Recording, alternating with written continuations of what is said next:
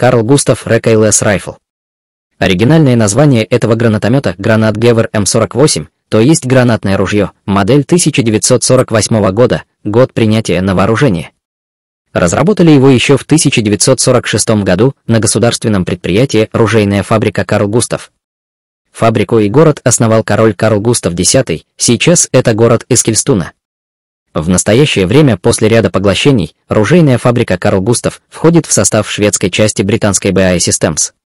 По сути, Карл Густав М1 мало чем отличался от тех же немецких Panzerschreck или американских базук. Это направляющая труба с демпфером отдачи. Но шведы, в отличие от немцев и американцев, добавили в трубу нарезы. Это дальнозарядный гранатомет с нарезным стволом. Несмотря на необходимость использования особого типа боеприпасов, без плавников, используемых для стабилизации полета, этот гранатомет распространился по всему миру, став основой противотанкового оружия многих стран. ГРГ М48 также был мощнее вышеупомянутых аналогов из других стран, поскольку благодаря безоткатной системе стрельбы можно было использовать боеприпасы, содержащие гораздо больше топлива. Благодаря этому снаряд, выпущенный из гранатомета Карл Густав, достигал скорости 290 метров в секунду, а не около 105 метров в секунду, как у гранатометов Базука или Panzerschreck. Это улучшило общую точность, но в общем это оружие все же трудно назвать слишком впечатляющим. В 1964 году была разработана модифицированная версия М2, получившая уменьшенный вес и длину 14,2 кг и 1,13 метра соответственно, но дальность выстрела не изменилась. 700 метров для статичных целей и 400 метров для движущихся целей. Расчет Карл Густав Recoilless Rifle 2 человека, стрелок и заряжающий, который несет 4 дополнительных выстрела. Интересно, что Карл Густав довольно дешевое оружие. Цена гранатомета около $20 000, выстрелы от 500 до $3000, в зависимости от типа гранаты. В 1991 году ружье вторично модифицировали. Гранатомет снова облегчился, заменив сталь на алюминий и карбон. Самая распространенная версия М3, Карл Густав М86, отличается весом до 10 кг и трехкратным оптическим прицелом. Последняя модификация Карл Густав М4, вышедшая в 2014 году, еще более радикальна.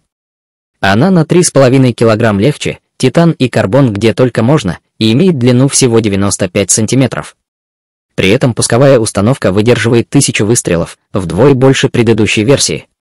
Кроме того, М4 имеет планку Пикатинни для установки дополнительного оборудования, оптического прицела, тепловизора или системы управления программируемыми выстрелами. Однако эта версия не попала в Украину, поскольку у Канады был доступ только к М3. Более современная М4 пока в более или менее массовом количестве встречается в армии США, понемногу вытесняя версию М3 Маус. На самом деле это довольно простое оружие, состоящее из нарезного ствола, увенчанного глушителем отдачи вентури, 2 передних ручек и плечевой рукоятки. Прицеливание осуществляется оптической аппаратурой с тройным зумом с углом обзора 17 градусов. Самые современные варианты оснащены шведской системой прицеливания Impoint. Перед выстрелом нужно убедиться, что сзади никого нет даже за 75 метров, потому что благодаря безоткатной конструкции каждый выстрел создает избыточное давление, которое может серьезно повредить находящимся непосредственно за ним людям. Благодаря использованию современных пластиковых компонентов, особенно на наружной части ствола, Карл Густав является относительно легким гранатометом, как для безоткатной конструкции. Конечно, масса сама по себе довольно велика, если сравнивать с другими современными противотанковыми гранатометами, используемыми в Европе, но сама конструкция предполагает, что его можно использовать с очень широким спектром боеприпасов. Для Карл Густав есть очень хороший ассортимент боеприпасов: осколочно-фугасные, кумулятивные, кумулятивно-реактивные, осколочно-фугасные двойного назначения, боеприпасы зональной обороны, противоконструкционные, дымовые, иллюминационные.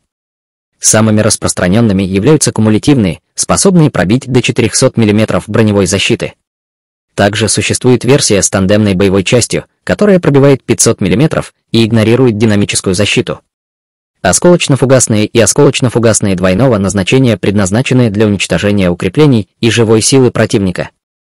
Конечно, это не такое большое расстояние по сравнению с такими системами, как Джавелин или Стугна, но следует заметить, что это не ПТРК, а гораздо более простые гранатометы без системы наведения.